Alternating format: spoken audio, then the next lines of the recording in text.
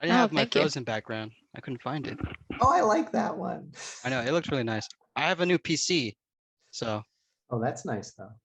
Hey, so should we say welcome to everybody, Emily? Yeah, of course. Sorry, I'm just making sure that I can Oh, put this that's on okay. presentation mode. All right, I'm going to say welcome while you do that. So everybody who's online, welcome. Thank you for coming tonight. And I just want everyone to know we're on a pretty strict schedule. There are 3 presentations all happening tonight. And this is the first one. This is the Entertainment Art Animation Portfolio Information presentation. It will be followed by illustration at 5:30 and then by Kaga at 6 o'clock. So we're going to dive right in, right, Emily? And oh, by the way, Emily, do you want to just introduce your compatriots up there? Yeah, so hello, my name's Emily. I'm representing Pencil Mileage Club. And then we have Sam from Polysquad. Hello, everyone. Yes. And then Zerlinda, she's in both WIA and PMC, but she is representing Women in Animation. So all 3 of us have all 3 clubs work together to put this. So thank you guys so much. Sorry, we're going to go very quickly just to make sure you have all your information that you need. There is going to be Q&A time, and we're going to start that in about 19 minutes. So let's go. So entertainment, art, animation. Hope everybody is watching the screen. So this is general information, and this is actually a lot of really important info I want you all to understand, because it really matters that you follow these rules. You must have completed the 5 classes that you see listed there before you apply. So if you are presently enrolled in any one of those classes, don't apply. Even if you're hitting or passing the unit cap, just don't apply. Wait until the courses are done. Your materials will not be reviewed if you don't have the coursework completed. And it states that you must have finished Art 103, 104, 107A, or 107B.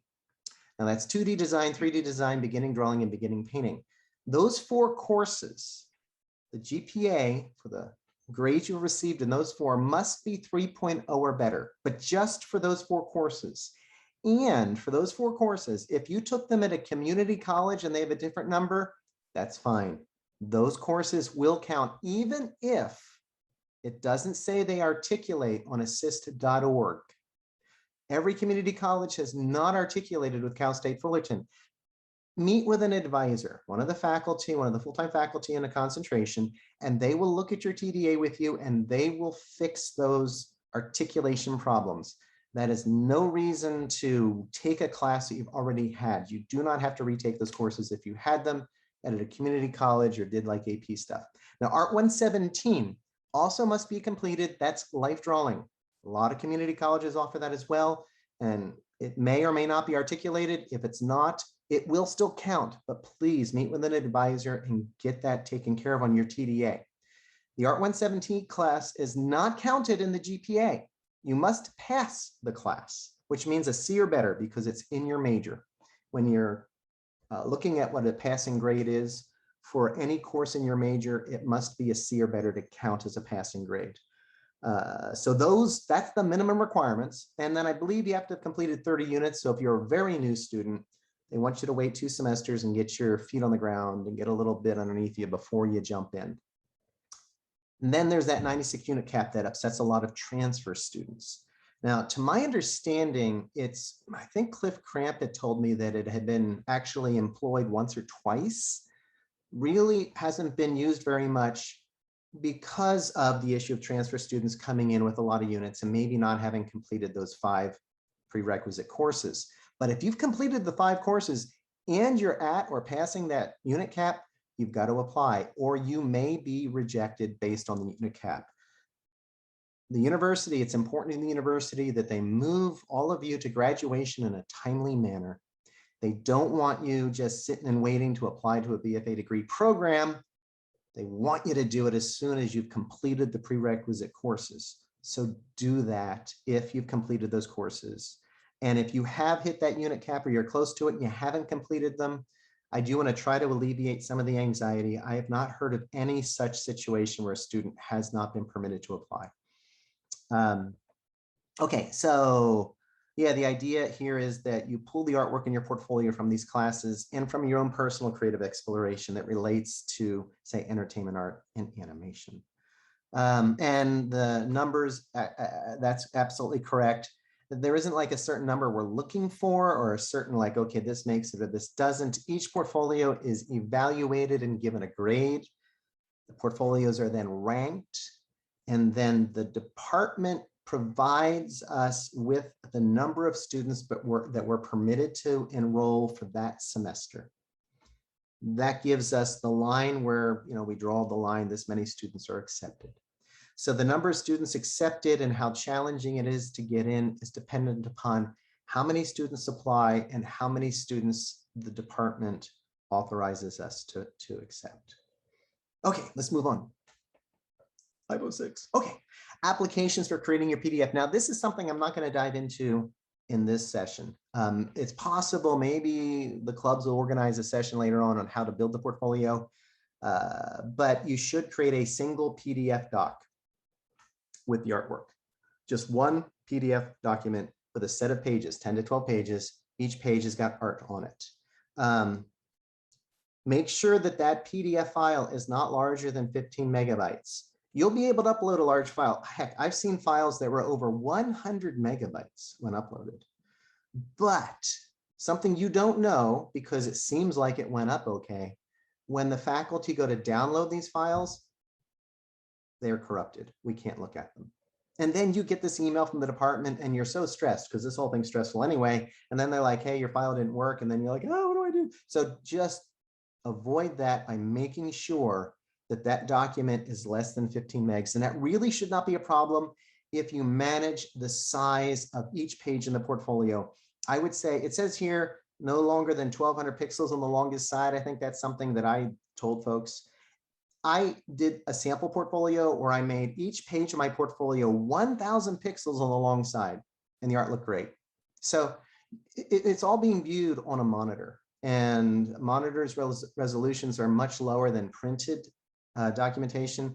Your art's going to look great on a monitor at 1000 pixels to 1200 pixels on the long side. So please understand that. And the naming is really important. When you're making a portfolio, you're going to name a portfolio because it's your portfolio, right? Yeah, but think about 100 people submitting a file named portfolio. That's what happens. And it makes the reviewers grumpy, and you don't want grumpy reviewers. You want happy reviewers, so make them happy. Use the naming convention recommended here. Last name _ first name _ portfolio, and last name _ first name _ TDA for the PDF file that you download of your TDA. And make sure you download a PDF file. Don't upload an HTML document. Don't upload something that's so tiny. Look at it first. We've gotten stuff where the text is just tiny. We can't even read it, and it's really strange. So the TDA gives you a PDF every time you run it. Just download that baby, name it, and upload it. Okay, next slide, 508. We're doing okay, I hope. Yeah, this is good tips for the focus for the Entertainment, Art, and Animation degree program. Storytelling is what it's about, and yeah, sure, artistic expression and imagination. We're looking at technical accomplishment as well. You know, the draftsmanship is important. We want to see that you use line to communicate an idea, not color or value. Design is relevant in regards to how you organize the image on the page. We do want to see that you're connecting your artwork, the creative expression in particular, to story or character, narrative in some manner. And the essay, that's old news. No longer do you need to provide an essay for the Entertainment, Art, Animation degree program. So don't write an essay. There's not going to be a place to put it on the application form. And even if they accidentally leave one on there, we're not going to read it. So don't make an essay. That's no longer, it was a requirement. That's why it's in this PDF or this PowerPoint, but no longer is that the case. All right, let's move to the next one because we're getting, yes, all right, good. Three categories of art for the Entertainment, Art, Animation degree program. Observational drawing. Now, this is the one that seems to confuse people the most. We don't want to see still life paintings. And we always get a bunch of them. Please don't give us paintings. I love to paint, I really do. But we're not looking at how you handle shape and color or even value so much. We really want to see how you use line to describe form, to create space. Ideally, you'd want to explore a little bit of perspective. Could be 1 point, even better if you explore some 2-point perspective.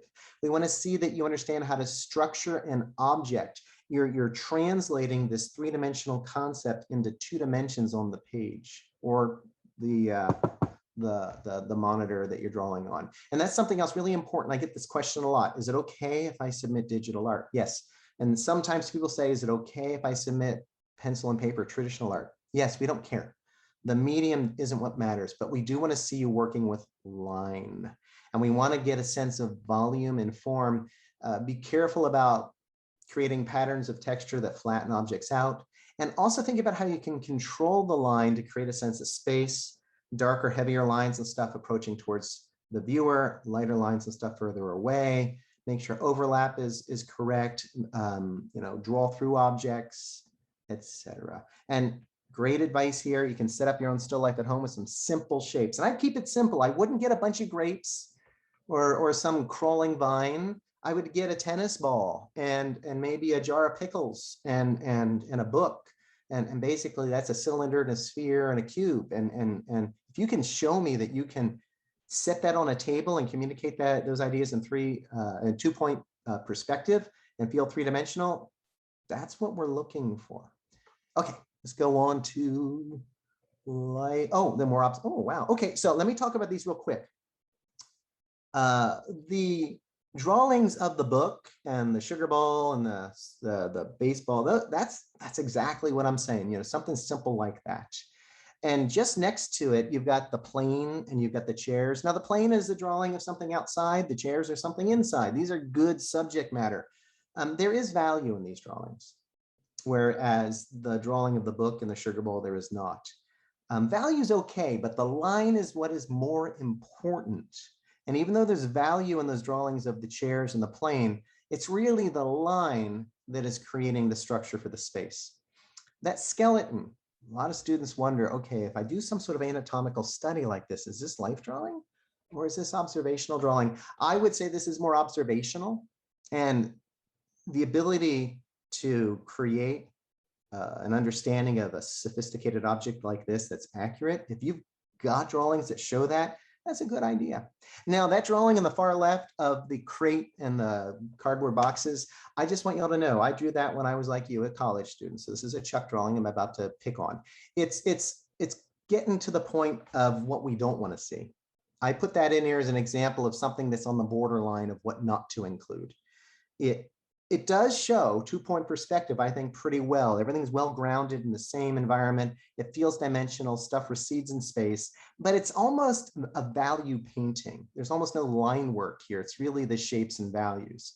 So if it does show like perspective well, like this one does, and it was done with fine charcoal in this manner, you could include it, but these other ones are better. So let's move on. 5:13. We're doing okay. We might have more time for questions because I'm talking fast. Okay. Figurative and life drawing. This is a very important category, and it is important that you select the best work to showcase your capabilities. We're much more interested in seeing gestural work than long poses. And they put 30 seconds to 2 minutes in here. I would even say 5 to 10 minute poses can be pretty gestural and line defined. When you get into those long, like 30-minute, hour-and-a-half poses, those are much less important. Your portfolio of 4 pages of life drawing could be just line work, and it would be okay.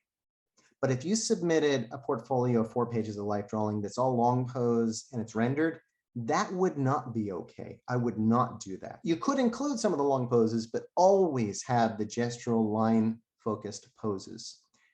You don't have to draw naked people in the classroom. If some of your best figurative work and drawing people is at a coffee shop, that's absolutely acceptable. And animals count as life drawings. So if you've been to the zoo and you drew the animals, you think you've got some rockin' good animal drawings, put them in there. Or if you've got a pet, that is a perfectly valid life drawing model. You can draw your cat, draw your dog, draw your cockatiel, whatever. That's absolutely okay. And again, the PMCs, or I'm sorry, Women in Animation, they put this together. They've got some really good resources you could take advantage of. And by the way, this is due October 4. You want to go and punch something up, go punch it up. All right, let's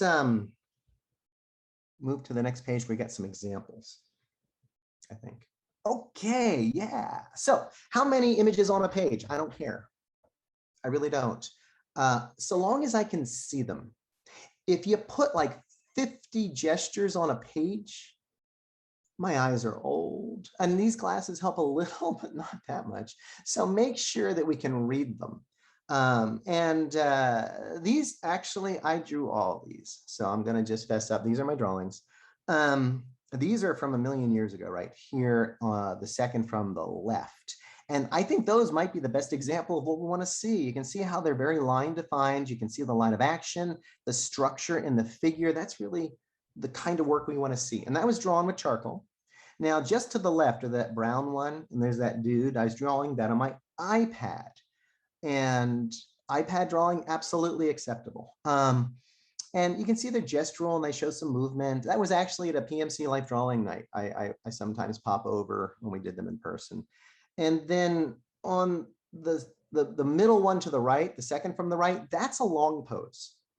And again, it's a nice drawing and you could include that. But if all you included were 4 of those, that would be a bad decision.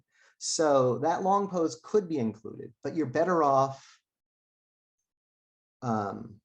focusing on the gestural stuff, and you could get away with all of that. So if you don't have a good, strong long pose, don't put a weak one in. Don't hurt yourself. The digital art's okay for every section, Ross, just so you know. I really don't care how you drew it. And like I said, here I've got 3 of these pages are traditional and 1 is digital. I actually put together a sample portfolio I've shared with the PMC on their Discord, and you'll see even more examples there. And I've got a slew of life drawing examples that were done digitally in that sample portfolio. So I encourage you to go check out that Discord. Okay, so 517, do we have any more pages? Oh, yes, we do. We got creative. Oh my gosh, I almost forgot the 3rd section. Now, this is the hardest one to give you advice for because it's the most open. I did touch on this at the beginning of the talk. It can be anything that you've explored, but we want to see a connection to story, to character, to narrative. This is where you might have some color art. This is probably the only place you'd have any color art in your portfolio. You've done a webcomic, you've created your own original characters, done some storyboarding. Hey, you had an animation class. Let's say you had an animation class at Cal State Fullerton. Yeah, string together some of your exercises, put it up on YouTube and give us a link. I know in my class, my students are designing characters right now. It's an assignment in my 200 level Principles of Animation class. Students in my class could take those character designs and submit them. Let's move on to the examples. And here, yeah, oh, you know what? There was something else. I'm just going to say it. You don't need to go back, but it said, something like a nicely thrown pot. Let's say you took a ceramics class and you did some beautiful work. I think that's great, but it's not going to inform the faculty and how you might be successful in this degree program. So it's not going to be that relevant. Now here, we've got a bunch of different examples. And what I was trying to show in these examples is on the left, we've got 4 images on a page. And that's about as small as I'd want them to get to be. Those are 4, I shouldn't say 4 images, there's more than that. There are 4 pages from a comic book. And on those comic book pages, there are as many as 3 panels. So it adds up to 10 images. I wouldn't want to make those images any smaller than that. So if you're trying to put more work in, be sensitive to make sure we can read the work. But if you go 2 pages to the right, there's 1 single comic page filling the page. That's also acceptable. If you don't have a lot of work, don't try to hit us with quantity. Just pick your very best work. Now, the page that is second from the left, it's got the blue skinned dude with the hook and the cowboys. those cowboys are really rough. That's absolutely acceptable. We like to see construction. We like to see thought. There's a real kind of broad range of finish to rough that you can submit, so long as you think it's your best work. And then on the far right, there's another little comic strip, and that's a personal story. Personal stories are a great resource. And I think we're at Q&A time. Do we have any more slides, or is that it? Oh my gosh, that was perfect. All right, so questions. I'm going to look at the Q&A. Can the artworks, do they have to be something we made in your classes? No, no anonymous attendee, they do not. Do we have access to, I don't know. Someone want to know if the site is available yet. Let me speak to where you will find it. In your portal, on the left-hand side, there's a list of apps. Scroll down to the scholarship app. That is where they put the link. They use the scholarship submission tool to accept the portfolio submissions. And it's supposed to be made available anytime now. They said 2 weeks, and I think that was literally 2 weeks ago. So maybe Monday it's going to be available. I'm not sure. But that's where you go to look for the submission link. It's going to be in the scholarship section of your portal, and it's alphabetical. So when you look at your portal on the left-hand side, you've got the apps. Scroll down to S, the letter S, and you'll see scholarships. How do you make an appointment? You make an appointment via TitanNet. That's also available in your portal. If you click on the TitanNet section, there is a place where you can make an appointment with an advisor. The essay, Stephanie, will never be required ever again, as far as I'm concerned. Are we allowed to put in fan art? We prefer not to see fan art. We'd rather see your own original content. There is going to be no advising. No, this is just portfolios. Yeah, there's going to be an advising session though. October 8th, there will be an advising session that I'm going to conduct via the clubs to help students meet their advising requirements. So if you come to that session, you will get cleared of your hold and you'll get some advice from me on what to do. No, when you turn in the application does not affect your chances unless you miss the deadline. So I guess, yeah, October 5th, it's not working, but turning it in early doesn't help. I will say that waiting till the last minute could be dangerous if something crashes, but trying to rush it and get it like as soon as it opens up, oh, I'm gonna put mine in right now, I'll get in. No, it's got nothing to do with it. We don't even get to see them, the reviewers don't, until after the deadline is closed. So they don't provide us access to any of the work until after October 4th. So really take the time if you need to make some strong work and put it in there.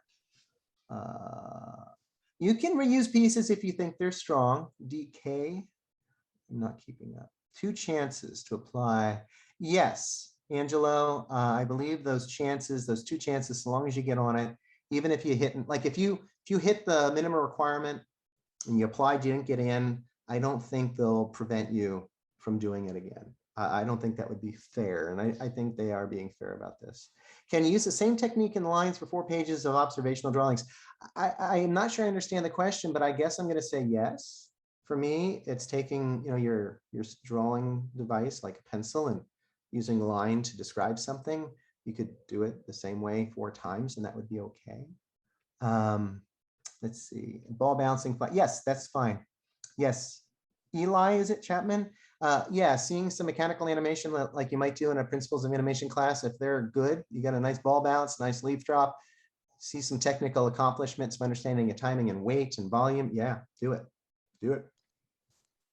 A walk cycle, yeah, for our creative, absolutely. You could do that, Carla. Buildings, yeah, buildings are good things to draw. Digital or paper, don't care. So yes, you can do it digital or paper, but yeah, going outside and drawing a building, again, showing 2-point perspective is really good. Creative expression, can they just be grayscale values without lines as part of the concept art? I suppose so, anonymous attendee. Veneza or Veneza, yes, I think it's a good idea if you have the opportunity to meet with an advisor and get some feedback. That's encouraged. We're happy to look at your work and give you some critique. Process images, yeah, again, like I said, you can show roughs.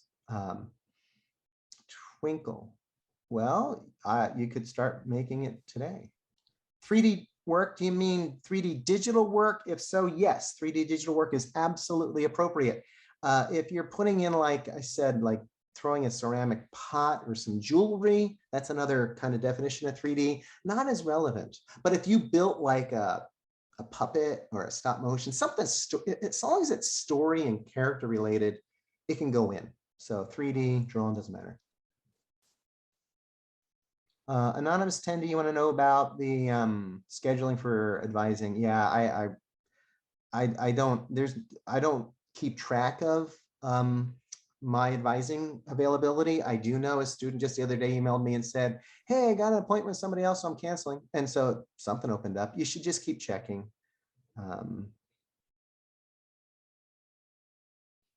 You know, Anonymous 10D asking about the color of the light when you take a photo.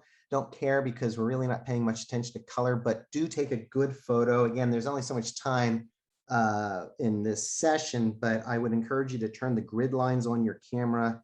I have it on mine. I was going to show it, but I realized it would just blow out on this display. But turn the grid lines on, really get a good square photo of the artwork. If you're using your phone, make sure you've got even lighting on it, and then take it into something like Photoshop and edit it.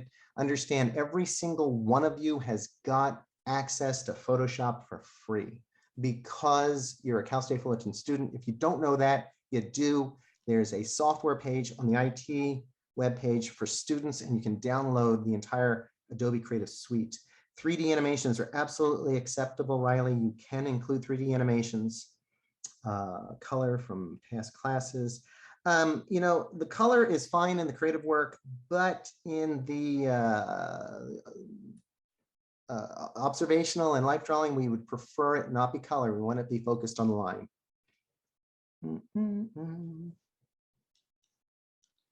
I'm a little confused. It says, I have everything required units and taking a stop out policy to prepare for my work, but I don't think I have time. So I don't understand that question. You might want to retype that one. Is there a minimum maximum time for animations? I'd say there's no minimum time, but if it's just like a second long, repeat it like 3 times so we can see it.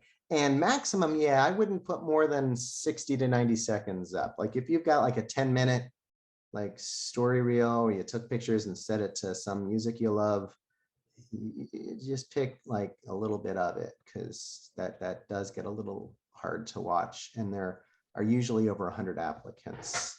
Someone wants to know if you have to get a master's degree to work as an animator. No, you don't even need a college degree to work as an animator. You just have to be really good and have a strong portfolio. And there you go.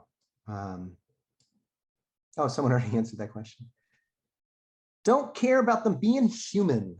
I draw lots of non-human characters myself. And Wendy's known for her monsters. And I don't think they're real. Concept. So we're 5:28. Are we ready to transition to Nicole, folks? Because I feel like the questions are petering out a bit. We good for wrapping that up? Any last minute questions before Nicole picks it up with illustration? Hi, Nicole. Hey. Who's in charge here? Emily? Oh, yeah, I've been typing out all of your answers as much as I can. Okay. Oh, darn it. You know what we should have done? I'm such a dingaling. We could have turned on closed captioning and it would have recorded everything we said. You could do that now for Nicole and everybody else, and it will make a transcript of the whole thing. Oh, I did not even know that was a thing. It is a thing. Isn't it awesome? You have the control there and the little dots as the presenter. Around. Yeah, put it in. The person with the rough turnaround, put it in. Where can we find this recording afterwards? It will be up on our YouTube channel. Oh, you ruined it. I was going to tell them to send 1999 to, anyway. Oh, I'm sorry. Okay, I'm not sure if I can see where the closed captioning is, but this is being recorded. All right, well, I'm going to shut up. So any questions that you have asked that I did not type out, you will be able to find in the recording audibly. Well, Nicole, you're up. I'm done. Bye. Thanks, Chuck. Hello. Okay. So I'm assuming I have 20 minutes and then 10 minutes of Q&A. Is that correct? Yes, that is correct. I will be keeping an eye on the time. You're at 5:29 right now. Perfect. Okay. So hello, my name is Nicole. Very happy to be here. Just to let everyone know, in the beginning of this, I know I'm kind of just stepping in because Cliff retired and Christian's on sabbatical. So unfortunately, you don't have one of the seasoned pros here to answer questions for you. It's kind of like just me. I'll do the best I can, but I have not done a portfolio review and I have not been officially asked to do this one. However, since I am the de facto advisor for all of the undergrad illustration students, I think it's gonna be me. So I want to say there's a 90% chance that I will be the one to look over these portfolios, but there's a 10% chance that they, you know, will bring someone else in to do it. So unfortunately, that's all I have. I tried to find out that information, confirm it with the department before today. However, I was not able to do that. So unfortunately, that is the best I can give you to answer that. I've been doing lots of advising, and I think I've said the same things with all of my advising sessions with students as well. I mentioned that I'm here to do this. I give you whatever I can and give you whatever advice I can, but unfortunately, you know, I can't definitively say that it's going to be me looking at them. So I apologize, but you know, here we go. So illustration. So you're applying to illustration if you enjoy background painting, visual development, children's book illustrations, doing comics, any kind of sequential work, doing licensing or merchandising, you know, making your own IPs. If you're interested in tabling at cons or designing your own merch, things like that, you should turn in a portfolio that represents original work, just like Chuck said. I don't really want to see fan art in there. I got a question today that was from one of my students that asked if you can put commissioned work in there. I would say I'll leave that up to you. If it is commissioned fan art and it looks very heavily influenced by another original IP, then I would say no. However, sometimes commissions are just client-based work, which as an illustrator, I encourage you to do. So if that's the case, then I would definitely put that in there. So ask yourself that. Okay.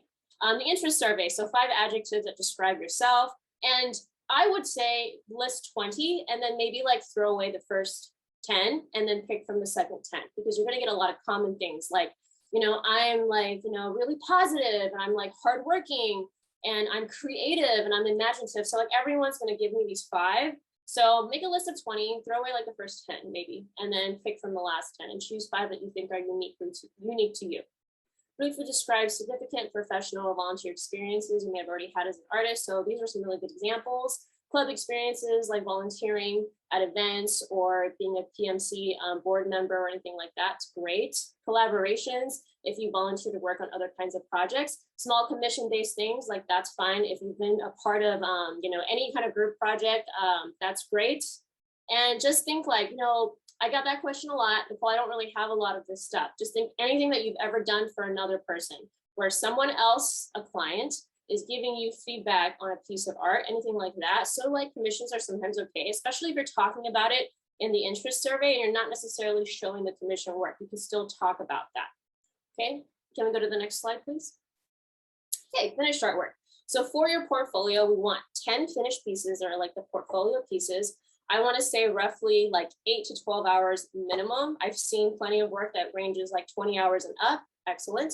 And then you have 10 pages that are sketchbook pages, right? So the 10 finished artwork, these are the things that we're looking for. Anatomy, perspective, design is one that I get asked a lot about what that means. Well, you've taken 2D design. So I'm looking at, anyways, just kind of brief, an example that you understand layout and composition, you know, foreground, middle ground, background, positive, negative space, maybe creating some depth with your overlapping grounds, something like that. Where it says a little bit of calligraphy, that's just like any sort of typography work. So I don't want to see a lot of it, but some of it is fine, okay? Some black and white or grayscale examples, some color examples, observational art, where you're producing something by looking at things in real life, and imaginative pieces. So out of the 10 pieces, just try to balance it. The most common mistake that I've been seeing in the last couple of weeks, looking at all of my students' portfolios where we have, you know, the one-on-one advisement appointments, I've been looking at a lot of them. And the most common mistake is that you're leaning too hard into one area, meaning I only have observational work. I don't have a lot of imaginative things. And I'll go into a little bit more of what that means, but basically think about it that way. Lay all your pieces out and think like, I want to show that I can do everything, not just one specific thing. I looked at a portfolio last week where the student was very strong at like pen and ink stuff, but not that strong on color. So I might not have picked up on it, except that I looked at all of their work, and I, out of 20 pieces, like 16 of them were in black and white line pen and ink work, right? And those were all the pieces that they wanted to put in their portfolio. And I said, look, if you do this, that's just going to tell me what? That you don't know how to do color. And I would have never thought that, because the work is good. So you have to balance it out. So we ended up taking out some of the work and balancing it with like 5 colored pieces. Okay, so you don't want to lean too heavily on one side. Now, on the other side of that, also, I've seen portfolios where it's all imaginative art. You're creating characters from your imagination, and you're just doing narrative-based artwork, which is excellent. However, then if the artwork that you're displaying doesn't show perspective, anatomy, compositional skills, then I'm going to think, okay, maybe your, foundation skills are not as strong. Okay, does that make sense? Make sure that you're balancing it out. Maybe you love doing character work. Is it screaming that you don't know how to do environments though? Because I'm going to be looking for that. You don't have to be excellent at it, but really try and supplement it so you're hitting all of these marks, okay? Not every artwork needs to hit all the requirements, right? Form, perspective, shape, etc. I am looking for everything as a whole. Okay? I'll give you a really good example. I have a student right now who's had really good portfolio, right? About to graduate. And I realized that I never thought this before, having a student in class for an entire year. And then on their website, they have a section of like life drawings. They're not good at hands, terrible at hands. Love the student, not good at hands. I would have never in 100 years thought that, because their work is very strong. So that I was like, ooh, take that handout, because that one thing just brought your entire portfolio down like a little bit. And this is an excellent student. So look at your work. I believe Chuck said it earlier, not looking for, a lot of stuff. It's 10 pieces, pick your 10 best pieces that showcases the best of your abilities, okay? If the art you want to include is a photo, it would have to be pretty good to be added in the portfolio. Don't really know what that means. You mean like a photo of a photo? Can you elaborate on that one? I wasn't quite sure what you meant by that. That last part there, include as a photo. Sir, I would assume a high quality photo of your artwork. Oh, you mean, well, the traditional work you would have to, you mean like instead of a scan? Is that what you mean? Yes. Okay, Yes. yeah, agreed. So you can scan it, you can take a photo, but yeah, just remember to crop out the extra, see if you can adjust the values on your phone a little bit so that it doesn't get like muddied out. When you're looking at it, if you look at it and you're like, oh, that lighting is not good, then don't submit that one. Try to take a better one.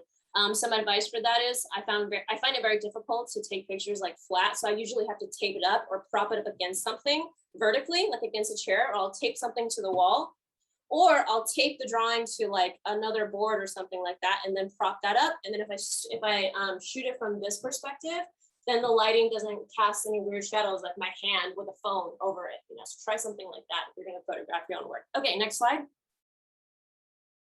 Okay, great examples of some finished artwork here that we'd love to see. Narrative based, right?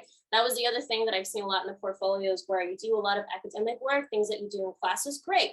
But I also want to see the creative part, right? The storytelling part. As an illustrator, it's your job to sell concepts. It's your job to tell stories within one or a sequential line of images. So I want to see that within your work. So be creative and find something that really inspires you, because I want to see your passion in your portfolio as well as your foundation skills. Okay, next slide. Okay, the sketchbook examples. More expressive sketches when you can see the energy in it. If you have the ability to put more than one drawing on a page, like maybe 10 or something like that, that works better. Because I've seen some sketchbooks where it's like a figure, a figure, a figure. So that's a lot of empty space out there. I know that not everybody has the ability to do this, but if you can, even if you're cutting some stuff out and collaging it on a page, I'd like to see like minimum, maybe like 4 figures a page, if you can manage that. And if you think like, well, I like this one, I want to cut it out, I don't know what to do with it, paste on a blank page, and then just either fill in the empty spot with some additional sketches, or cut something else out and put it on there so the sketchbook page looks full. Don't do like one object per page. I want to see how you think, and that should be present, existing entirely on a page, as opposed to like a bunch of ideas on one page instead of one per page. Choose sketches where you're having fun and shows that you love drawing, Don't forget to include things that you can that shows that you can render, such as pencil renderings, etc. You can do color on these as well. I don't want to be 100% on this, but I've been asked, can I include digital sketches? And I said yes. I don't think that really matters.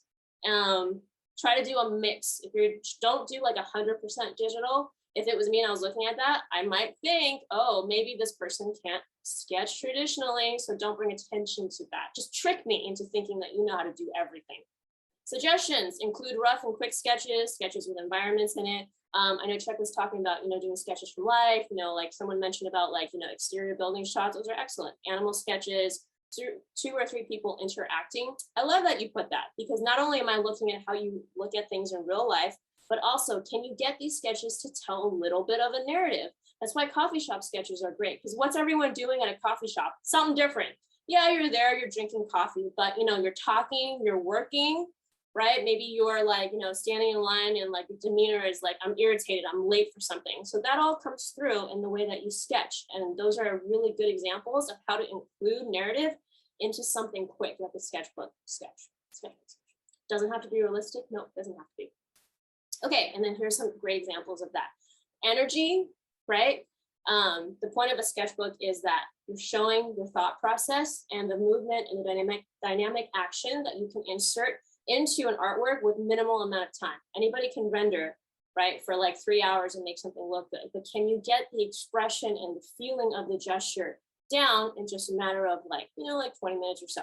So that these are really good examples, and you'll notice that's not one thing per page. It's not like apple, banana, shoe, right? It's a lot of things together, they flow together and they tell a narrative. So excellent sketchbook examples. Oh, great. I've sped through that, but I'm here to answer questions. So please, if you can type your questions in the Q&A section, just so that we can like have like a list of everything. We can answer them. Yep, Zerlinda was also on it too. Also, Chuck answered, if you guys answered all questions, he typed them up. So if any of you guys answer questions beforehand, they should all have been answered.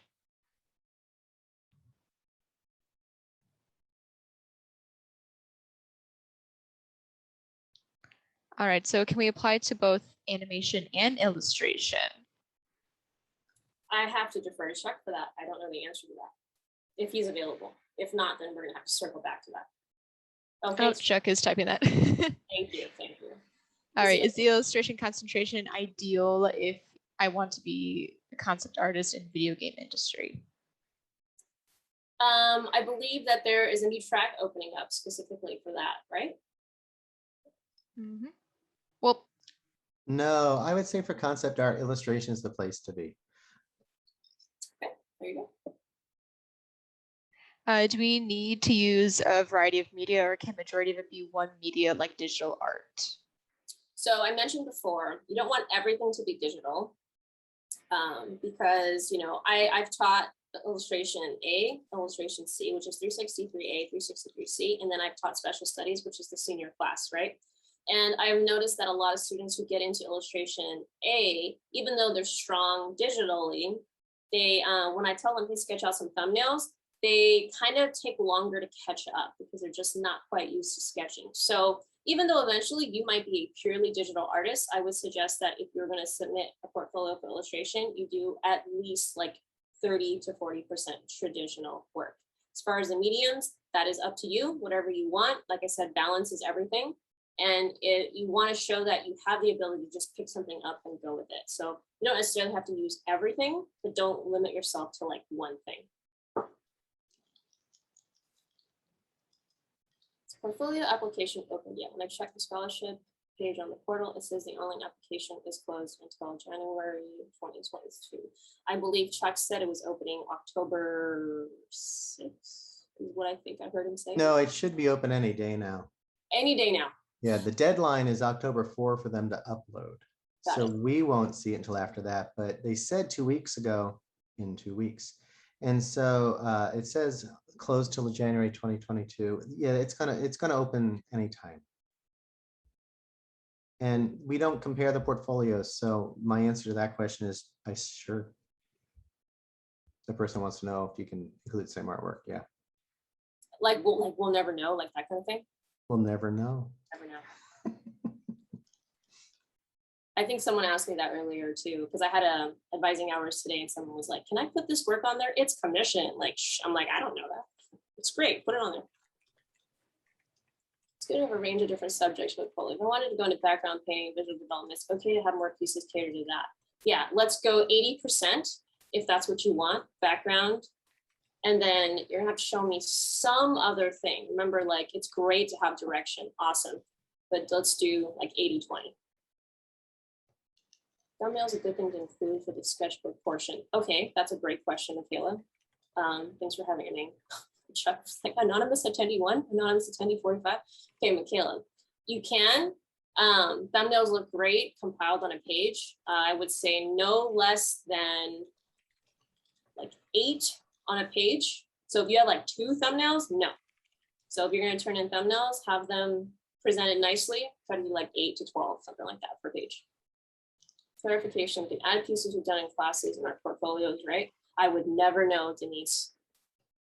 Submitting to more than one concentration, use up more portfolio review chances. Oh, that's a good question, because I know you can only apply twice. Do you know the answer to that, Chuck? I don't think it does. That may have to change at some point, but right now I think my understanding is it's for that particular concentration, you've got 2 tries. I believe that's the case. But if you start bouncing against that and going over that unit cap, and then you turn and try to do another concentration, they're probably going to say, no, you can't, because you already tried twice in another one and you're way over the unit cap. You have to graduate. Yeah, that makes sense. For the sketch pages, is there a preference between color and black and white? I would say not really, but just remember that you also have your finished artwork. So those should be very like done. Like I said, minimum 8 to 12 hours. I have seen a lot of students with portfolio pieces that they're calling portfolio pieces. And I'm like, you need to spend like another hour or 2 on this one. So make sure that there's a clear delineation between these are my finished pieces and this is my sketchbook. If that's the case, you have quick sketches that are in color, totally fine. Does the observational portion have to be gesture drawing or can it be more finished still life? The observational portion, you mean for the finished pieces? Is that what you're asking me, Michaela? I'm assuming that's what you're asking me. So if that's the case, it doesn't have to be gesture drawings. The observational, so since you are drawing something from real life, it should be more foundationally, more foundations in that direction, like more realistic. Nicole, is there an observational section for the illustration portfolio? Yeah. Okay, I didn't know that. Right. I wasn't sure if she was getting mixed up with the animation where we have an observational drawing category. Well, in the finished artwork examples, that's one of the categories that we're looking for ability. So anatomy, perspective, design, and then one of them says observational art produced from looking at real life people, animals, objects, or places. So any of those things. But the goal on that side is realism. Michaela.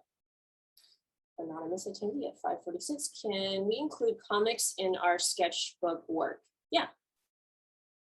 So again, if you're doing something sequential, try to put more panels on one page. Can we include life drawing portraits as finished pieces to show the use of color? Life drawing. Yes. Without any other context than that, yes.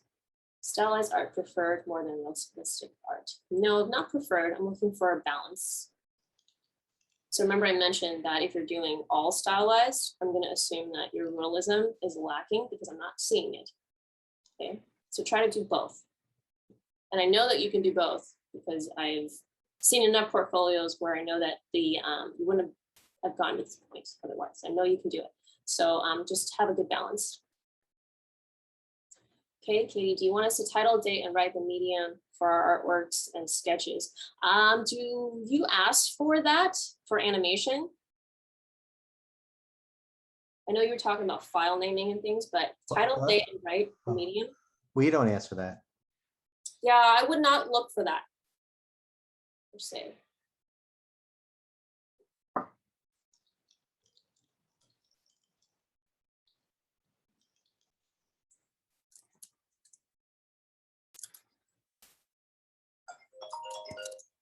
Sorry, I'm just gonna mute for a second.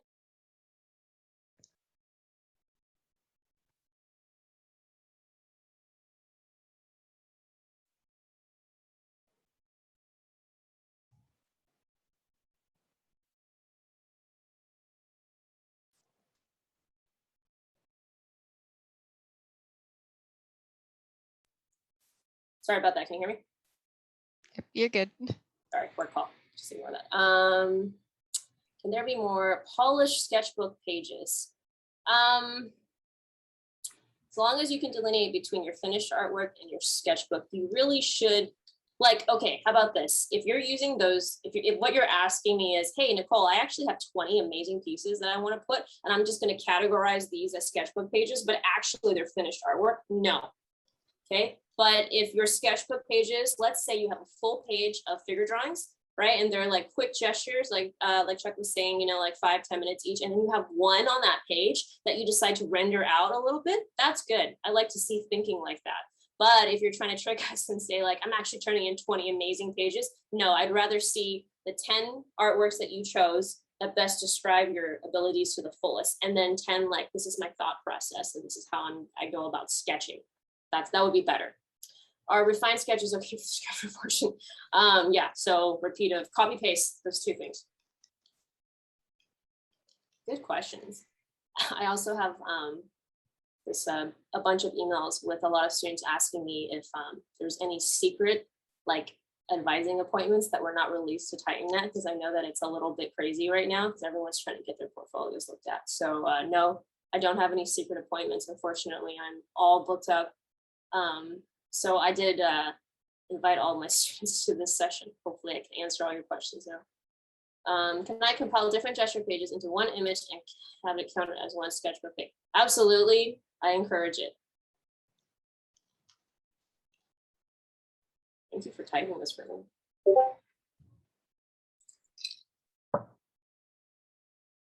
I'm typing away. I talk like fast, rapid fire, so sorry. There's another one. Wait, did you answer this? Can we include life drawing portraits as finished pieces to show the use of color? Yeah, yes, you can definitely do that. And did you hear what I said about like that one right there, 549 question? It's pretty much what I said the previous person asked about, including more refined sketches in your sketchbook.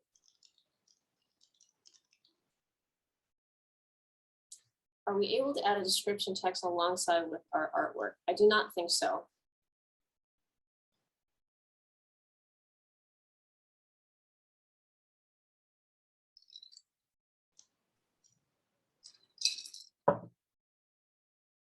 That's 7 minutes. Alrighty, any last minute questions?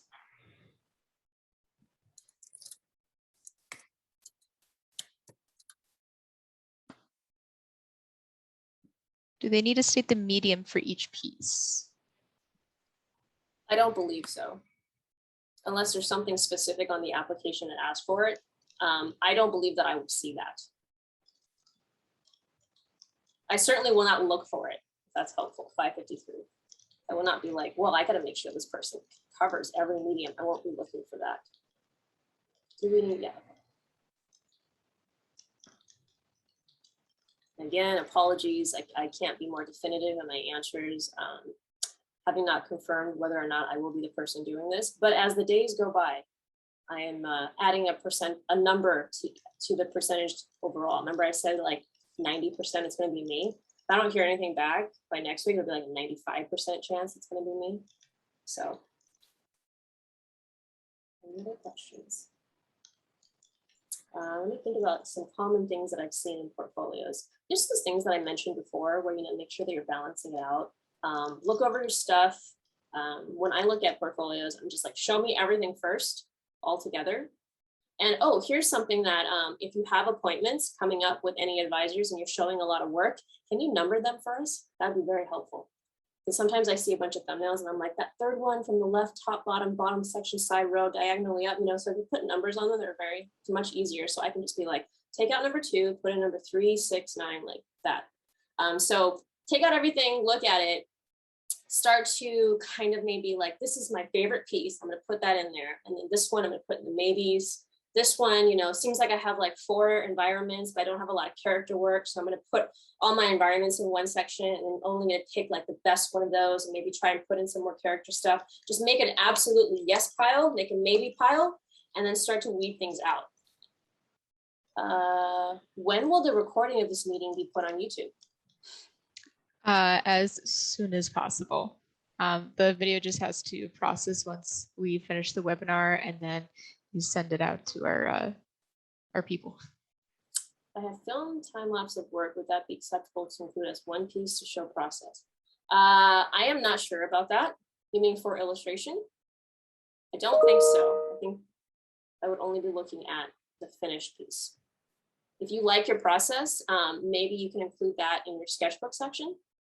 When considering finished pieces, would it be more of a benefit to put drawings and paintings, or do you consider Adobe Illustrator logos?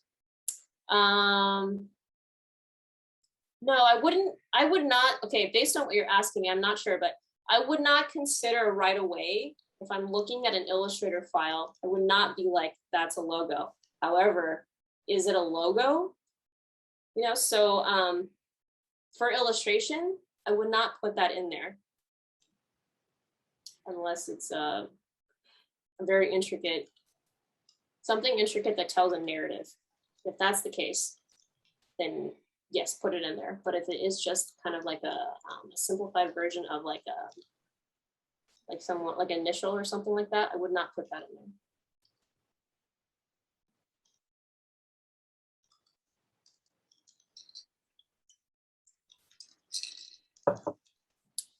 Will we be able to see the answers to the questions asked in Q&A?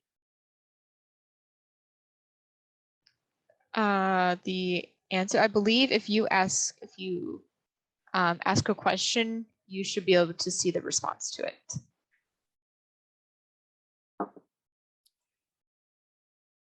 I'm not sure if if everyone can see all the answered questions. If I go into answered, can I save this? No. Okay.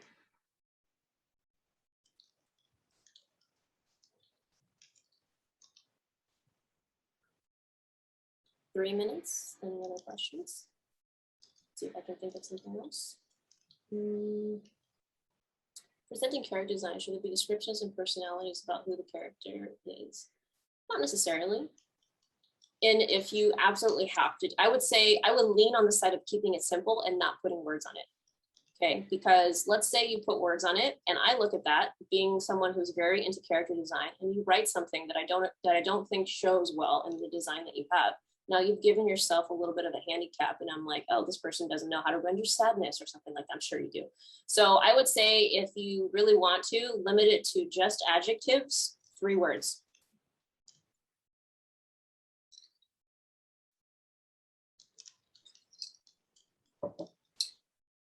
Other than that, again, just keeping balance, a little bit of everything, only showing your best work, things that you're proud of. If you get to a page in your portfolio and you're just like, let's skip that one, then don't put that in.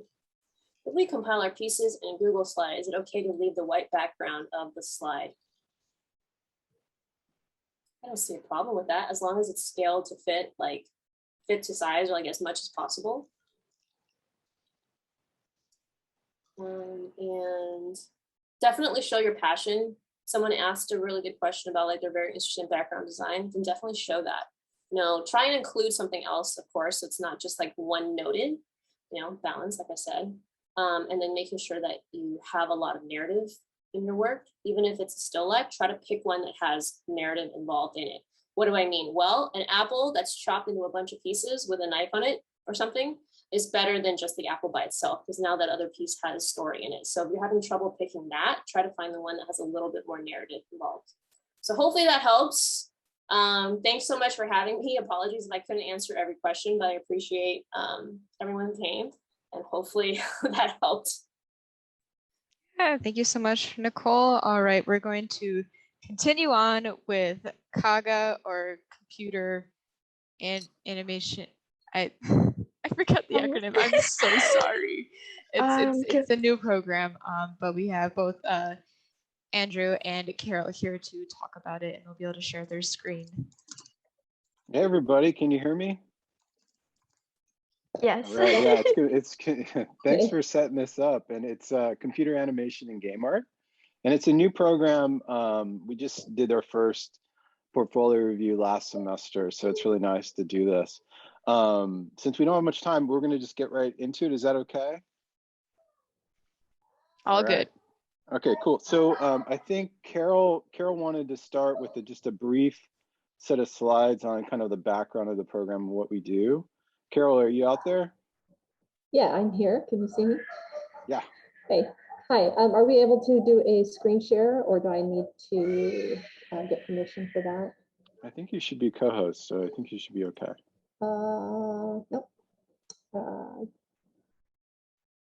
So it's not giving me the option to do that. There we go. Right. I got it. All right. So which, are you guys seeing this one? I've got two monitors. I never know which one it pops up on. Is that it? We're seeing the full PowerPoint presentation. Awesome. There. So actually it's not presenting very well, so we'll just go with that. Okay. So yes, computer animation and game art. We are new concentration. Our acronym is CAGA. So you're hearing that a little bit going around here. An overview of what we are. So computer animation and game art. We are one of the concentrations with a focus on creating original content that includes animated shorts, virtual production filmmaking, world building, and game development, virtual, augmented, and mixed reality experiences. Through project-based learning, we focus on also a lot of collaboration in diverse environments.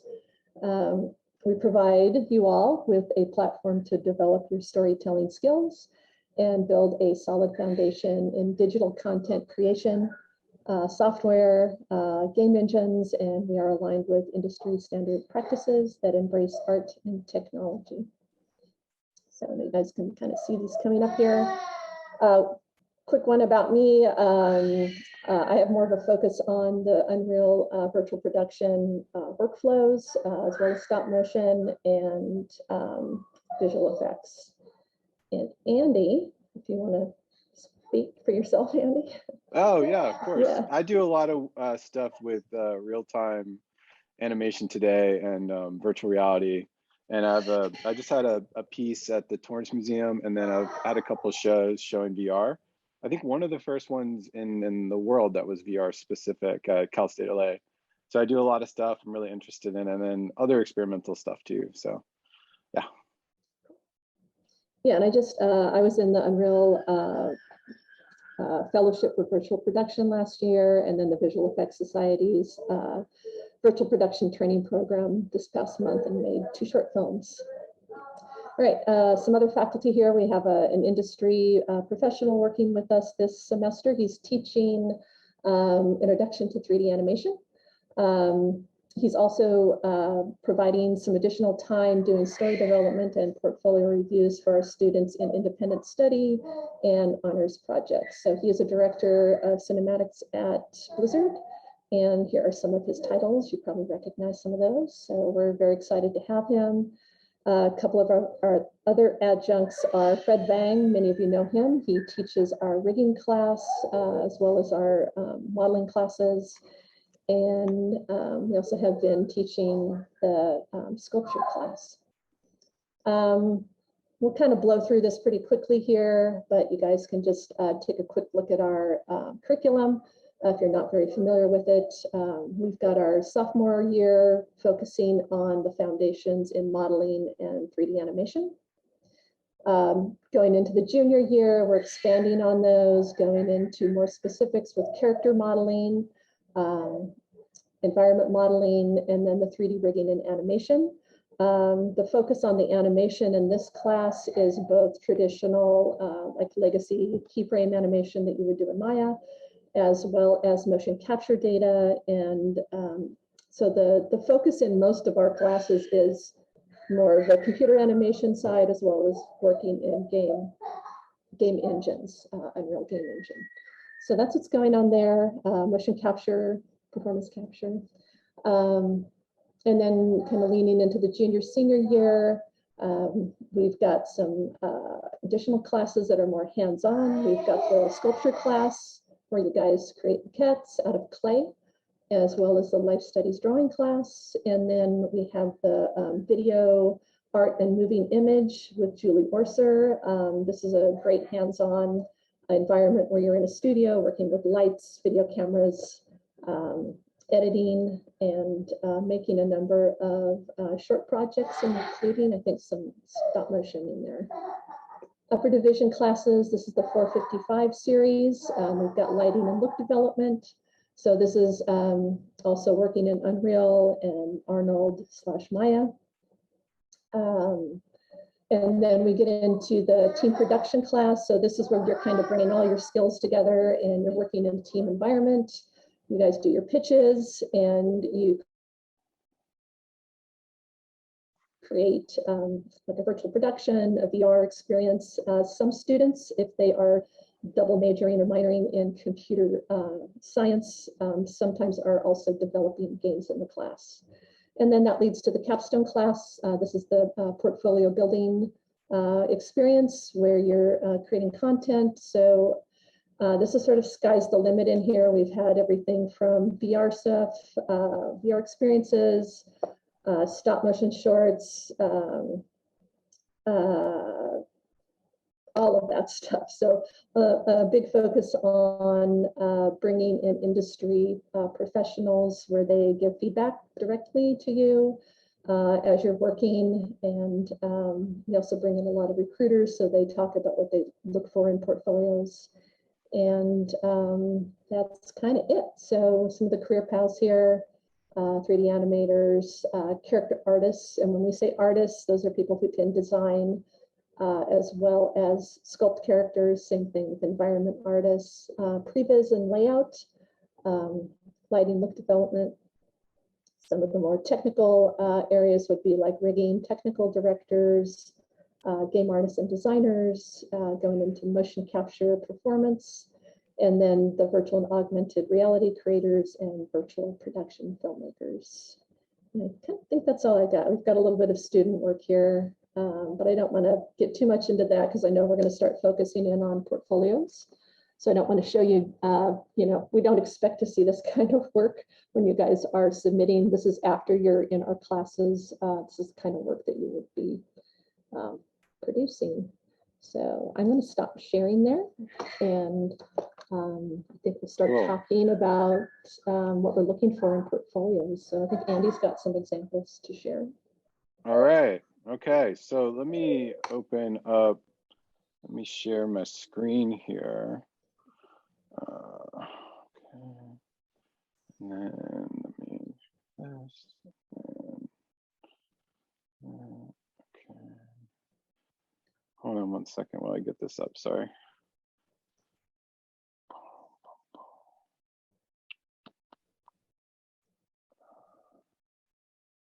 Okay. All right. Cool. Okay. So first up, I wanted to start with just the instructions, just so we're all on the same page. So basically this stuff up here is where basically kind of what Carol went over already, kind of the things we're talking about and what we're working through. And it's very similar to EAA's application.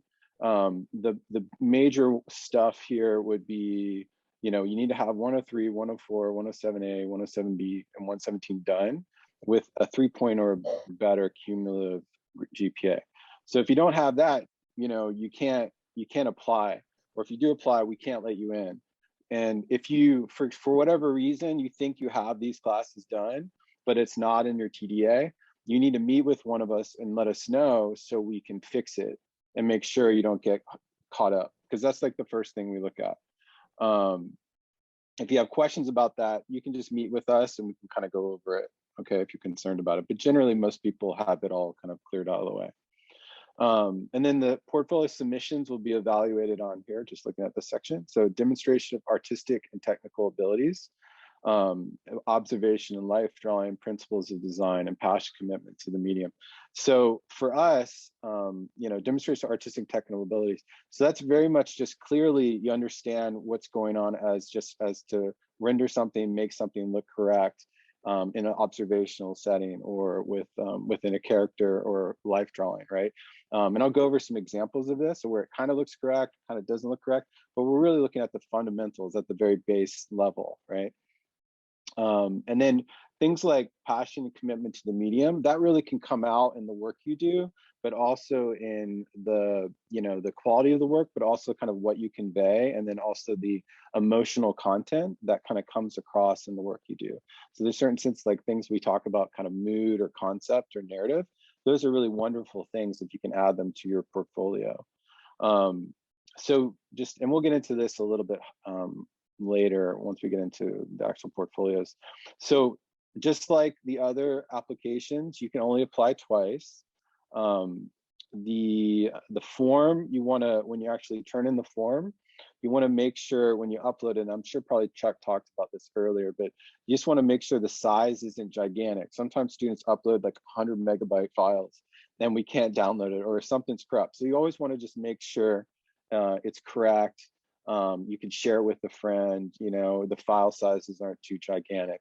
I think just using Microsoft Word and dragging in your files is a great way to do it.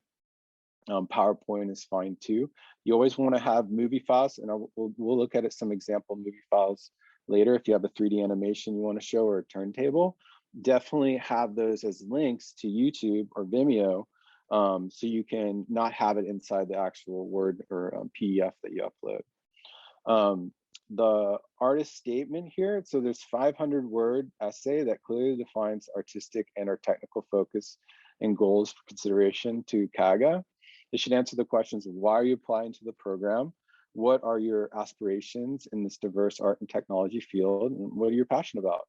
So we want to really get to know you, right? So we want to know that you're interested in this stuff. Sometimes we get students that might be more, their interest might be in EAA or illustration or design. So there's a lot of space there. So it's good that you write this and kind of let us know what you want to do. And we get to know you a little bit there too. And then it gets broken down in a similar way to EAA and the way we laid out observational drawing, 3 to 4 examples. So drawings and sketches from real life that show an understanding of 2D design principles, including perspective, shape, form, and lighting. And we'll go over some examples of that. Figurative and life drawing, so drawing and sketches that capture the human form, both nude and clothed, a variety in gestures and dynamic poses. The examples should demonstrate a solid understanding of anatomy, motion, and mood. I think mood is one of those kind of tricky spaces, so we'll talk a little bit about that as well. And then finally, the section that's a little bit different from the others is artistic and technical work. So this kind of opens up a place for 3D animation production and game art related interests. So examples can be a variety of work showing your interest in modeling, lighting, rigging, texturing, game development engines, environment, character art, photography, image manipulation, encoding, and scripting. So that's a lot of different topics. That doesn't mean you have to have 3D. Like it only allows you to upload it if you haven't. We'd love to see whatever you've got. But for example, if you haven't had the chance to take 255A 3D modeling and texturing or 255B 3D animation, you might not have anything to show in that space, and that's okay. It's fine to show us things like environment art or character art or these last couple ones here. And one thing also to understand is like sometimes students might not have the best observational and figurative drawing. And sometimes with those students, we can suggest that maybe taking 255A and 255B first to boost your skill set in 3D. So you can show us that, your 2D chops might not be that awesome, but your 3D chops can be really, really great, okay? And so that might be a place that you might wanna think about. But I would have that conversation with me and Carol first, because I think a lot of students have really great 2D work already that we're really interested in working with and just talking to them. Okay, so just keep in mind that your work should be original. Submitting work that has particular studios exam price is not encouraged. However, original examples are in the style of franchise and brand are acceptable. Collaborative work needs to be clearly identified. So this is something that it's really important, particularly with 3D stuff. So a lot of times you have access to rigs like the Spider-Man rig or some environments that your friend made or whatever. So you just have to be very clear when you show your work that, you know, obviously you didn't model the Spider-Man rig, you're just animating with it, okay? So as long as you just make that really clear, you'll be fine. We're totally cool with just seeing the animations you do or the models you do and all that kind of stuff. Okay, so this kind of sums up what I've already talked about. So let's just jump over to some examples. And let's start with, there's a couple here. So some of these are from EAA, and some of them are from CAGA, but they can kind of, I think, help us with the conversation. So this is Daniel and Evangelista. She's got some wonderful observational stuff. And this is, and Carol, feel free to jump in too if you want to make a comment or whatnot. But so for example here, like in Danielle's work, this is her observational stuff. So particularly like the piece on the left is definitely really grasping the idea of mood and emotion. I think there's a lot of stuff going on here, but she's also conveying a really beautiful rendering, anatomy. There's very much a kind of an understanding of form in this piece that I think is really great. The one on the right gets a little bit loosey-goosey down here at the bottom. I think perspective gets a little bit off, but you can kind of see that even, you know, just because it's not perfect doesn't mean she shouldn't turn it in. So here's some more observational, and also note how she has everything labeled very clearly, because she might have uploaded this and without those labels, and I might not have known to interpret it as observational. Like I might have thought this was a person, even though it's not, right? So it's good that she did that so we can kind of see real clearly how everything's laid out. So we can see another traditional observational piece, the fruit on a table. And then she gets into her figurative work. So she's got some nice pen work from her sketchbook. That's quite nice. And then she's got some more rendered work. And then she also has, again, some pencil or gesture work, which I think are all acceptable and are all quite nice. Sometimes we tend to gravitate more towards the rendered work, but we're open to see all this. Whatever your best work is acceptable for us to see, okay? Then she gets into her creative expression. So she's got some character art that she did. She's got some comic work, and she's got another character piece. And then finally, she has one of her pieces from her 255A class, her modeling class. And this is a great example of a layout that's really awesome, because it shows me her concept work that she started with. Then it shows me her topology, so you can see the wireframe on the geo, right? Looks really good. And then she finally has her textured rendered piece where I can see it from different angles.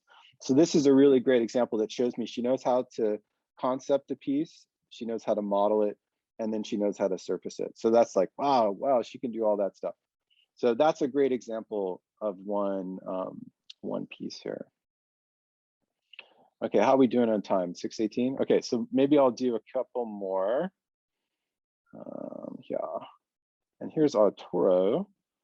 Okay, so this was, he applied to CAGA last semester. So again, he's got it laid out really well. So observational drawings. Here, you can really see the mood that's going on here. Very clear the lighting and texture. There's a certain kind of aesthetic even as well that he's got going on. Really beautiful. Again, traditional kind of observational layout of objects on the table. There's a little bit of, maybe a little bit of perspective funk here, but it's not like, don't throw it away. It's fine, you're learning. This piece is totally acceptable. You see the shading makes sense. There's light off camera, and the reflectivity on the bottle. All those things are really smart and interesting, and he's doing a great job with it. Here's a work where he's doing some pointillism, which I thought was quite interesting. Again, it's conveying an understanding of perspective. The medium is definitely different than what we usually see, but I think it's totally acceptable. And then he has another perspective work that's really perspective oriented. So you really get the idea of the layout of the scene quite quickly. Again, he has a really clear denomination for the section he's working in. This one's got some gesture drawings. I think it would have probably been better for him to up the contrast on this piece. So if you juxtapose this piece, the next one, to this one, you can kind of see it's a little hard to see. So I would have just upped the contrast so we can see it a little easier. Here, this one's a little bit more rendered. We tend to gravitate towards the rendered work in 3D, but I think it's fine that he had the gestured work. It's really beautiful understanding of anatomy, which really flows into our work in 3D and sculpting and all that kind of stuff. So it's really cool. This one's a little bit interesting in a sense, like perspective is a little bit funky for me. The lines are bending a little bit, but there's a wonderful emotional content. Mood is very prevalent in this piece that I thought was quite nice.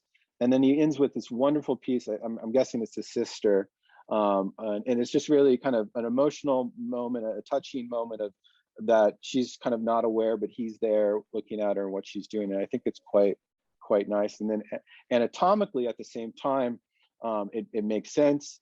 Her figure makes sense. And also perspective wise, it makes sense. So I think there's a lot going on here. At the base level, he's kind of the fundamental design rigor is there, but also there's an emotional mood component, which I think is quite nice. That kind of takes it to the next level. Finally, artistic and technical works. He's got awesome modeling skills. So he's got the wireframe at the bottom and the render at the top. Again, he's got, this one doesn't have the wireframe, but I'm assuming it's a 3D render. These have wireframes, these environments that he made. Again, we're seeing the wireframes and we're seeing the renders, so they look great. And it's just cool that he shares both of those. So this is, again, and Carol made this clear earlier, if you don't have 3D stuff, that's okay. We don't expect it, we're just showing it because I think a lot of students might not know how to lay out their scene if they want to show their 3D work. We always want to see the wireframe and then the render. Don't show the render on its own. Sometimes that's hard for us to tell what you did, and topology and clean modeling and all that's super important to us. Okay, all right, so it's 22 after, so we're running a little short on time. Should we open it up to the Q&A and see where we're at, and then maybe I could do one more, or what do you think?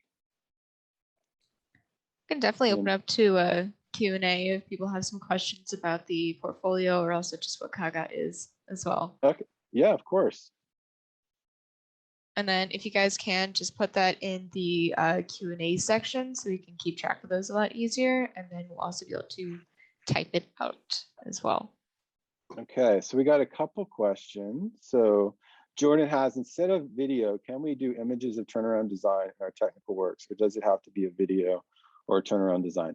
No, you can just do pictures, like kind of like what Danielle had. I thought that was fine. Just a couple turn shots, just so we can kind of see what's going on. Jordan, is low poly work something worth including? I think so. I mean, it just depends on how low it is. You know, like if you have good topology and it's pretty developed, I think it can look quite nice. David, so is there a specific writing format for the essay? You know, like it's 500 words. That's about it. You know, I think maybe Carol, you could mention what you think, but I personally, I like to hear about what you're into. You know, I'd like to know about the person. I think that can be a really useful thing. So I think I would kind of start from the heart a little bit. And then we got anonymous. So Kaga's portfolio review is the only concentrate that requires an essay. I think EAA does too. No, I think they dropped it. Oh, they dropped it. Okay, so it's just us then. Yeah. Okay. And then, there's a lot of relevance to having that essay. I mean, it's something you're going to have to do throughout your life, is write cover letters and write about yourself, write about your work. So it is really for us to kind of understand where you're coming from, what your interests are. And I think it's also a space for people who may be more technical to convey that in writing, where they may not be able to convey that quite as clearly through their artwork. Cool. Okay. Absolutely. Okay, and then we got the portfolio guidelines for Kaga Research. So you should have gotten an email with the guidelines. If you didn't get them, anonymous, just email us and we'll send them to you. But it should have gone out when they emailed everybody about the deadline, October 4th. But if you didn't get it, just email me. And then let's see, hello, Maria. I am a freshman. Just to clarify, do we need to create, oh, okay, so hello, I'm a freshman. Just to clarify, do we need to create this portfolio after 5 foundational courses or later before the graduation? So what you do, so you take your 5, you do your 5 core classes. And then generally that's around your sophomore year as you get those done. And then at that time, you're trying to figure out what you want to do BFA wise. And so that's a good time to apply to the BFAs because you kind of will be in the program and you kind of know what's going on. If you wait too long, you can tend to, you get above, there's a certain unit count where we're kind of want you to 96 units. I think it's, yeah, 96 units. So you should be kind of in your BFA by then. So it's good to kind of get that done. Now, sometimes we get students that transfer in that we have to work with them just because they didn't have that, they didn't know about it or whatever, that we can kind of work with them on that number. But generally that's when we want you to apply. And yeah, so hopefully that answers your question. And then it looks like Jordan. So with working with props, sorry, I lost you there. With working with props, does everything have to be connected or props can be separate pieces? It's, you know, it's just, Jordan, I think it depends on the piece. You know, if it's modeled in such a way, like logically having it separate, that's fine. I think connecting things together is much more just like when you're whatever medium you're, like if you're real time or if you're doing feature animation, it really comes down to the model itself. If you had questions, Jordan, I'd be glad to look at it with you. You know, it's that's kind of a tricky one to answer. I think it's specific to the piece. Then Ethan, if we don't have any 3D work, the portfolio just needs to be all. I'm gonna assume that you meant 2D. Yeah, that's fine, Ethan. If you feel your 2D work is strong and you're confident in it, then by all means apply. If you feel like you need to, you know, maybe boost it with some 3D stuff, you could take the 255 A and B classes. And then Jordan, when working with 3D modeling, I think maybe that email. That's the continuation. Okay, if we don't have, well, it's 2 different people. All right, so Jordan, maybe write that one again so I know what's going on there. Is the submission site open? So I think Chuck so. had mentioned it should be. If it's not, it's going to be open soon. Yeah. And if you can't apply, let us know. Or if you have, and then for anybody, if you have any issues, right, just let us know. Okay, it's like if there's some problem, we're here to help you. Okay, it's not like we don't want you to apply. Okay, so if you get stuck or whatever, let us know what's going on. Okay, and then, oh, Ethan, so I think yours is saying if we don't have any 3D work, it just needs to be all observation figurative drawing. No, so in the creative section, you could put environment art, character art, or if you had some photo work you're doing, something's kind of related, that's where you would put that work in rather than 3D. Hopefully that makes sense. And then switching majors, so from entertainment art and animation to CAGA. Yeah, you submit a portfolio for that as well. If you're over the limit, I think that's a discussion that you just have with us. Yeah. Okay, is there any difference for students who are currently in a program like EA or applying to CAGA now? No, there's no, at first we thought we could just switch you over, but you have to go through the process just like everybody else. You know, so it's just the same kind of workflow for anybody that's applying, David. And then Jordan, with working with props, does everything have to be, I think we already. Yeah, bouncing ball animation. Yeah, I mean, that's a pretty standard, you know, exercise. So if you've executed it well, I mean, I think this is for all the concentrations. We want to see your best work that represents the area that you're applying to. And if that's a bouncing ball exercise, then by all means, you know, submit that into the creative area. Cool. Yeah. Man, that was fun. Okay, so it's 6:29. Does there anybody else have a question? There's Okay, maybe I'll 2 tries, same as everyone else. So I think it's 2 tries. Yes, exactly. Yep. See. Okay, looks like some people are posting on the chat. So David wrote, for my portfolio slides, I create a rendered 360 turntable animation of my models.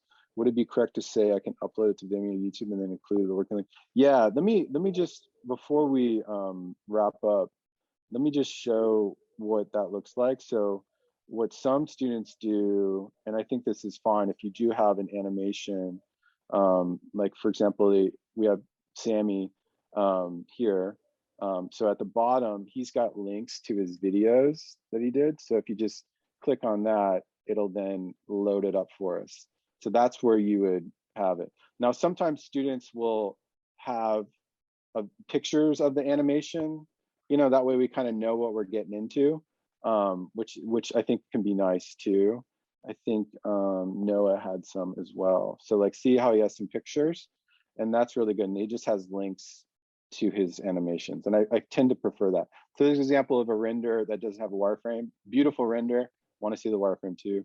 Down here, animations would want to see, you know, what's going on, links, and then when we select it, we can go to the link. That's what that would look like. And it's fine to have the turntables like that, David. I think those are great. Okay. It makes sense, yeah, to put in 3D animation work as a modeler. I don't know if I would start labeling yourself things yet until you're kind of further along in the program. And it's kind of a time for discovery, and you know, you may have a really strong interest and good skills in modeling, but you may find out that you're really great at, I don't know, look development and lighting or something. Yeah. So, absolutely. but yeah, again, just if it's strong work, put it in. Yeah, I think we're at 6:31, 6:32. Hey, Jordan. Okay, we're working with profs. I think that one keeps on popping up for some reason. But Jordan, if you want to follow me directly, I'm glad to talk to you in class on Monday, so we can talk about it. But I think that's about it. PMC, you want to wrap it up, or? Yeah, no. Thank you guys. Thank you to all the professors who showed up. I feel like this is a very large panel that we had, and I know it was very quick for each section, but you guys did a great job just informing everyone. Thank you so much to WIA and Polysquad for helping get everyone together. Thank you so much. And if you have any, for all those students, if you have any more like specific questions, definitely reach out to these guys. You can find a lot of their emails like on the Fullerton website. So, but get your stuff in. You can do it. I believe in you. You can do it. Thanks for setting this all up. It was really helpful. Well, for me. You're doing great, Nicole. Thanks. And thanks for typing for us. I know, especially for me. Fast. Yeah, quick hands. Yeah, Chuck was also doing some of it too, so I appreciate that as well. Okay, guys, I'll talk to you later. Thank you. All right. Thanks again. All right. Thank you, everybody. Thank you guys so much.